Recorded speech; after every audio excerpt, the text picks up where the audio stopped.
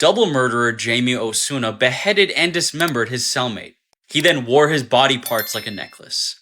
He used a makeshift knife to behead Luis Romero. He then cut off his fingers, an eyeball, and even a lung. Osuna was also known to be extremely violent towards his cellmate, so I'm not even sure why he had a cellmate in the first place. But there is a sickening interview with him. He has absolutely no remorse. Let me play that for you guys. Sadistically, premeditatedly, deliberately tortured and murdered Yvette Pena. I don't have no sympathy. I'm sadistic. I really don't care. I'll do it and I'll do it again over. The guards are coming under scrutiny because apparently they did not check the cells properly. And apparently Romero was alive when he was cutting off his body parts. Osuna also sliced Romero's cheeks upwards to make it look like he was smiling. Somebody like this needs maximum solitary confinement. What do you guys think about Jamie Osuna? Let me know in the comment section below. And as always, these videos are for informational purposes only. Body cam footage of Joel Delgado faking an injury for the cops. He then gets up out of the wheelchair and starts sprinting to try to escape them. Hey, you see a shoe back there? Where is it? Oh.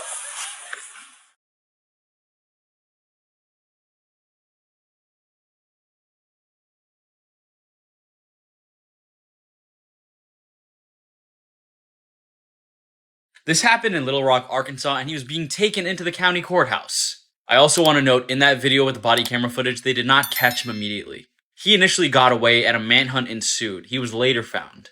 Apparently after he ran away, he called a taxi and made his escape that way. This guy's also low-key a supervillain. He was charged with first-degree aggravated assault, shooting his girlfriend. He also robbed a place with 3 other people. And that's just the stuff I can say on here. I'm still cracking up over this. He even showed up in an ambulance too. He went very far to fake these injuries. Let me know what you guys think about Joel Delgado's case in the comment section below. And as always, these videos are for informational purposes only. The Happy Face Killer's victim was identified 29 years later after she was found dead near a highway. In Okaloosa County, Florida, they finally identified her thanks to advancements in DNA technology.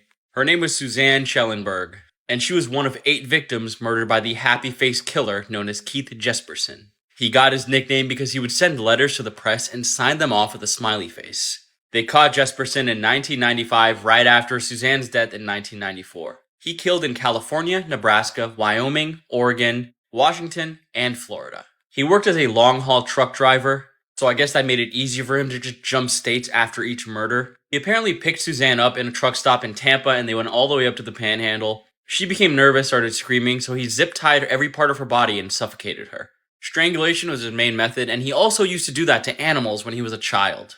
That should have been the early warning signs right there. He also claimed to kill over 160 people, but only 8 have been confirmed. Let me know what you guys think about the Happy Face Killer in the comment section below, and as always, these videos are for informational purposes only. Missing person found wrapped in blanket and stuffed inside of a chimney, and no, he's not Santa Claus.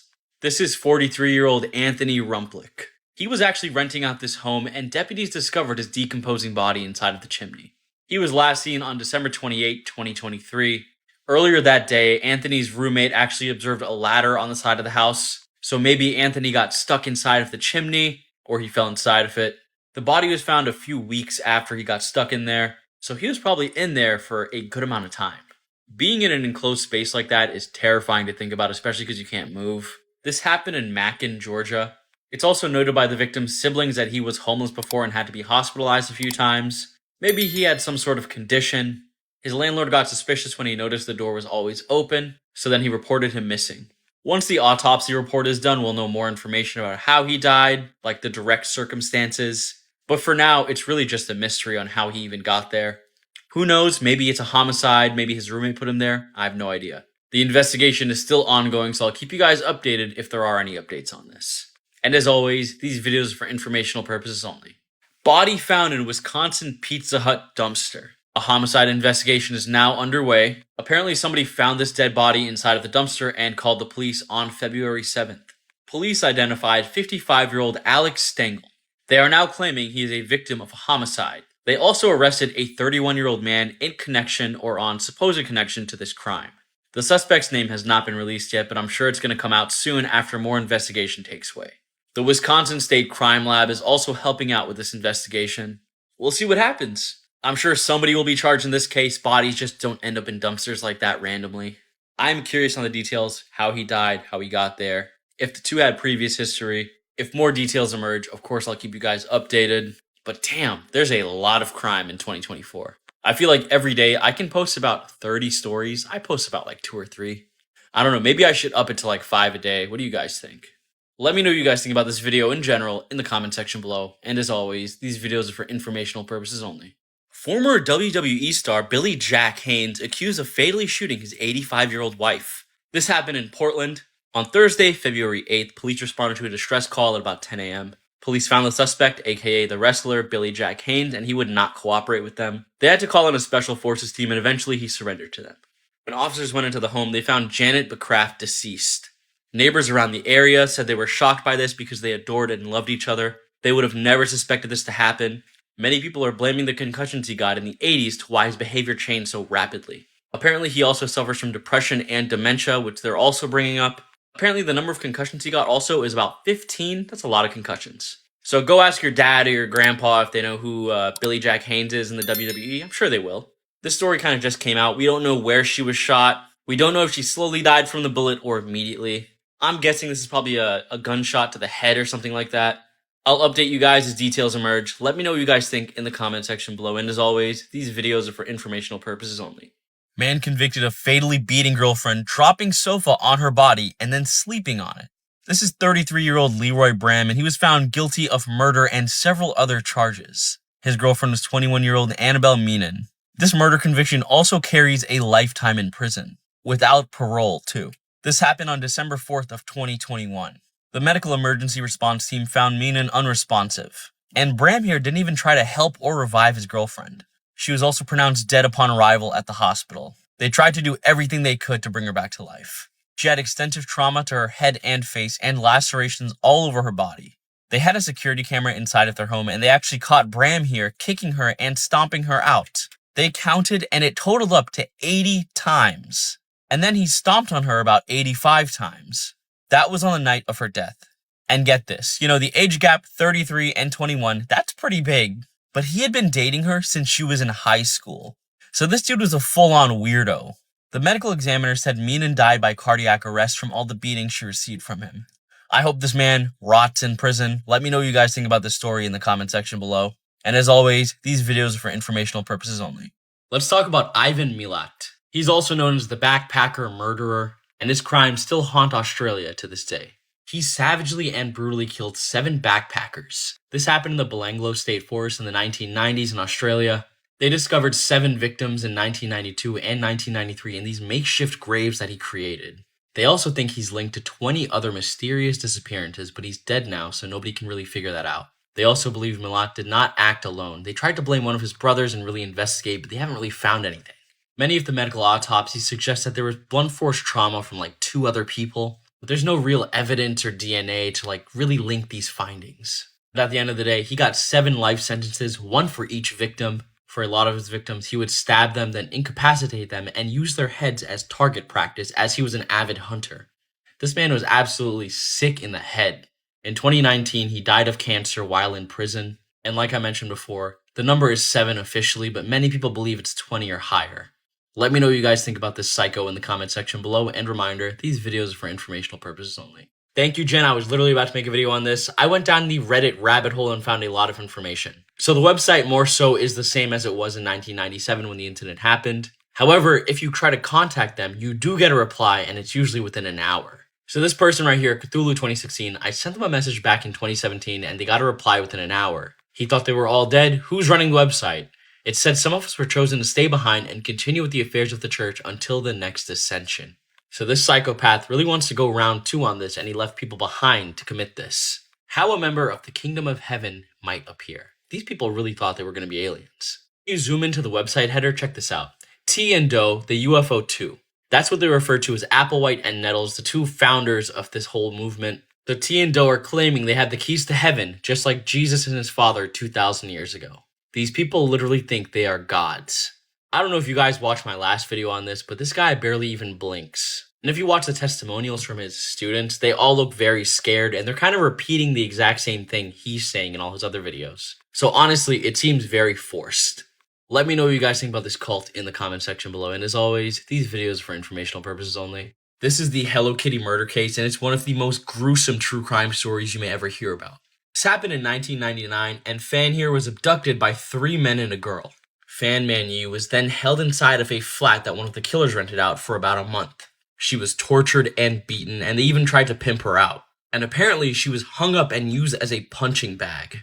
They even went as far as burning up her legs so that she couldn't even walk. She also had no real food to eat. They forced her to eat human feces. After that immense stress her body went through, she died after a little over a month being held captive there. This is where things get even crazier. They cut up her body, dismembered her completely, and then cooked up her head. They then stuffed her half-cooked head into a Hello Kitty mermaid doll. Investigators found this and found many insects inside of it as well. The rest of her dismembered body was discarded somewhere. The only pieces of evidence the investigators found was the skull inside of the Hello Kitty doll, some teeth on the ground, and organs in the freezer.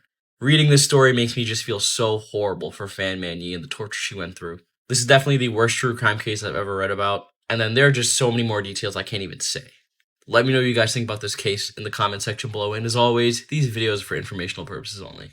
This is Jamie Osuna here, and he beheaded and dismembered his cellmate and wore his body parts as a necklace. He's in jail for the murder of Yvette Pena. He was interviewed several times. He knows he's sadistic, he does not care, and he will repeat it over and over again as he stated. Apparently, when the guards were running around to do their checks, they saw that Luis Romero, his cellmate, was dead. Now, not only was Luis Romero dead, this psycho right here carved a smiling face right into his cheek. He also dismembered him and beheaded him with a makeshift knife that he made. Luis Romero's family believes the guards were not doing their job properly, and why did this guy even have a cellmate if he's known to be hostile to all of his other cellmates before him? A lot of questions here that are unanswered, but he cut off one of Romero's hands, a lung, even one of his eyeballs.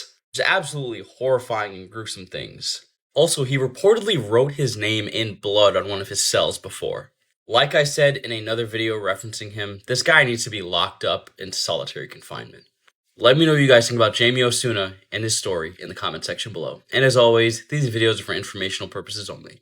Pennsylvania judge allegedly shot boyfriend in the face as he slept and told him that he did it. This is the craziest headline of gaslighting I've ever seen. This is now suspended District Judge Sonia McKnight. This happened in the early morning hours of February 10th. Also, it should be noted, the victim luckily survived the shooting, but he's now blind in one eye. According to reports, the victim tried to break up with McKnight many times and tried to have her move out on February 9th. I'm assuming this prompted the shooting because she was pissed off. Later that night is when he got shot. Apparently, he overheard her say, "Mike, why did you do that to yourself?" Absolutely crazy. McKnight also had gunshot residue on her hands, and she was arrested on February 15th. She'll be charged as a criminal for attempted murder and aggravated assault. She was also suspended as a judge back in November due to multiple violations. I've tried to find those violations. I have not, so. This is just a wild story and a crazy case of gaslighting. It's a shame the victim's now blind in one eye, but at least he survived. Let me know what you guys think about this in the comment section below. And as always, these videos are for informational purposes only. Man convicted of striking roommate with a hammer, beheading him, and then placing his body in a suitcase. This is 32-year-old Julian Summers, and he has now been convicted of the 2021 slaying of his 63-year-old roommate. On February 16th, the jury found him guilty of first-degree murder and abuse of a corpse. The 63-year-old victim's name was Bruce Jeffries. Police responded to the scene on December 12th, 2021 at about 10 p.m. That's where they found Bruce Jeffries' body in a suitcase. Investigators determined while Bruce was sleeping, Julian Summers here hit him in the head with a hammer and then decapitated him with a kitchen knife. He then stuffed the remainder of his body into a suitcase. And surveillance photo also showed Julian Summers dragging a heavy suitcase through the apartment complex to the dumpster and leaving a trail of blood behind him. Summers was unable to lift the body and put it into the dumpster because it was so heavy, so he had to take it to another location. They found blood and broken glass all over the apartment, and they also found bloody clothes in the washer, and the cycle had not even been started yet. 16 days after the arrest, Julian Summers finally confessed to killing his roommate, and now, as we all know, he's convicted. Let me know what you guys think in the comment section below, and as always, these videos are for informational purposes only. Utah parenting vloggers Ruby Frank and Jody Hildenbrand sentenced for child abuse. Honestly, everything with these parent vloggers are always sketch to me. And here's the sad part. They only got a minimum of 4 years. They both pled guilty to the starvation and abuse of their 2 children. Now, when I say minimum of 4 years, apparently the sentence is 15 years max for both of them, but come on. They got hit with 6 counts of child abuse in their initial arrest. This all came after an anonymous call about a child with duct tape all over their wounds who looked malnourished. Yeah, they were putting duct tape, not band-aids, over the wounds. Luckily, they transported that kid to the hospital. They went inside, found a girl there, and they transported her to the hospital as well. According to the reports, they had open wounds, bruising, and were extremely malnourished. It was a boy and a girl, both 9 and 11 years old. And for the boy, they had him working out in the sun with no shoes on, carrying heavy books and other things up the stairs. And he was also not allowed to drink water, and if he got found drinking water, he would be punished. They claim they were trying to indoctrinate their children to listen to them at all times. That's absolute insanity. This is torture. I'm so glad those kids are in better hands now. This is a horrible story. Let me know what you guys think about this in the comment section below. And as always, these videos are for informational purposes only. 3 men have been arrested for allegedly killing a woman who went missing while working at a cemetery in 1989. This is Bobby Banks, Leonard Banks, and Wiley Belt. The case went cold for about 35 years, and all of them were finally arrested last week. They're all being charged with first-degree murder, kidnapping, and assault. All of their bonds are now set at $250,000 each, and the victim was 24-year-old Kelly Workman. The sheriff's department also made a comment. These men have been at the top of the investigation list for a while now, but they finally had the evidence to finally charge them. Apparently, a witness came forward with new information that was needed. They want to get these men in front of a jury as fast as possible, have a fair and quick trial. Kelly Workman had apparently been mowing the lawn at the cemetery when she disappeared about 10 miles away. That's where her body was found. Her keys were still inside of her car as well, too. The family was so thankful and happy to investigators that they solved this. They'd been waiting for 35 years for more information on this, and they finally got closure. Let me know what you guys think about this case in the comment section below, and as always, these videos are for informational purposes only. Man arrested for allegedly torturing and killing model in LA. On top of that, he left her body in a fridge. This happened to Melissa Mooney. This is another body in a fridge/freezer story. This is insane. The 41-year-old man that killed her was arrested in Minnesota last week. The man's name is Magnus Humphrey. He was arrested on an unrelated federal warrant, but he will be extradited back to Los Angeles to face a murder charge now. He was on probation for narcotic-related offenses. He will also be charged for torturing her as well. Apparently, he tied her up and then put her in the fridge. She was found dead on September 12th of 2023 inside of her apartment in Los Angeles.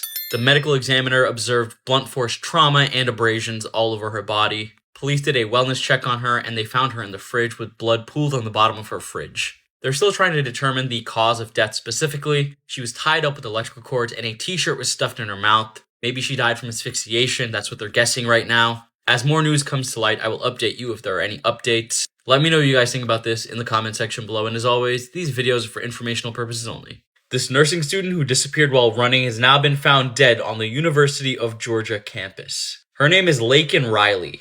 A man by the name of Jose Ibarra has been arrested and charged with her murder and kidnapping. He also tried to hide the murder of Laken Riley. Her cause of death was blunt force trauma. Police and investigators collected evidence from video surveillance footage on the campus. They also conducted many interviews around to try to link this case back. It's also believed Ibarra and Riley did not know each other, and this was kind of an opportunity murder, meaning this guy just woke up and decided he wanted to kill somebody that day. And this poor girl unfortunately fell victim to that. She was only 22 years old. One of her friends reported her missing on February 22nd. This only happened like 2 days ago. When police arrived at the scene and investigated, they found her body and she was not breathing and she had bruises all over her. Yesterday's when they found and arrested Ibarra. Laken Riley was supposed to graduate in 2025. She was so close. The whole campus is obviously scared, but the police said there are no other threats to the campus at this time. Let me know what you guys think about this in the comment section below. And as always, these videos are for informational purposes only. Florida duo strangled and killed a man. But let's talk about the way they lured him in.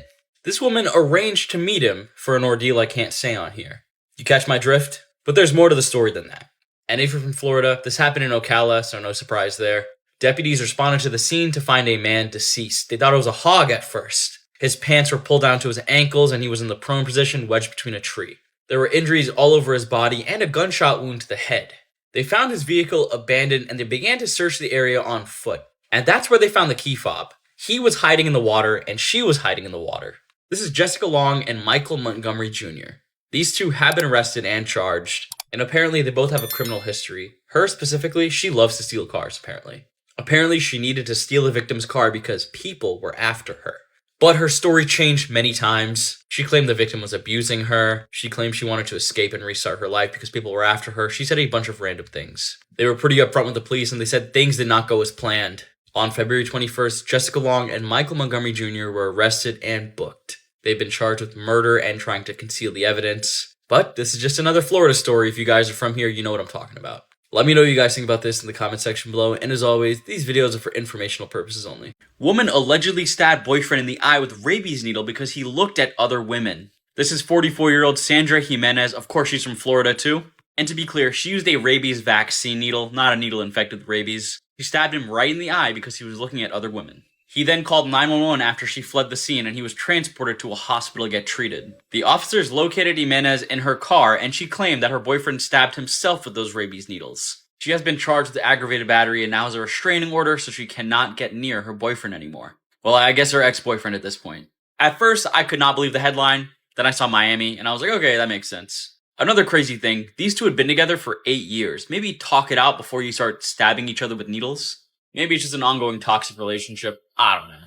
Regardless, wild story. I wonder if he can even see now. I don't know what kind of damage that did to his eyes or his eyelid. As always, though, let me know what you guys think about this story in the comment section below.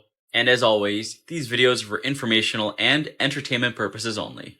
I'm from Tampa, so I'm a huge fan of these Florida stories. I'm probably going to try to get you guys some more.